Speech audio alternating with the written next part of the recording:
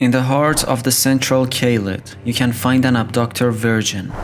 At first, everything may seem normal, but then you realize that this is one of the only abductors present in all of caelid. Once you explore the area, you find something even more interesting. A cave full of these broken and rotten machines. The curious detail is that abductor virgins are almost exclusively made by the Volcano Manor. They are some of the most brutal war machines made in the lands between, so naturally, Rykard took an interest in them. Here you can also find the Serpent Bow, another item tied to the lore of Rykard. In Bow's description, it is said that this bow was used by assassins known as Formless Serpents.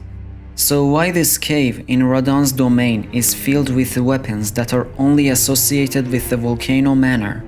At first, it may seem that Rykard had a plan to assassinate Radahn, but we know for a fact that Rykard really respects his brother. This is made clear by Radahn's portrait in the Volcano Manor. I think that these weapons and war machines were some sort of gift or military support, from Rykard to the only demigod he respected. But why do we see so few of these machines in the old battlefields of caelid? Why most of them are stored here in a place called the Abandoned Cave? There are only two possibilities. Maybe Radahn was using this cave as a storage for these weapons. At the end of this cave you can find two Cleanrot knights as bosses.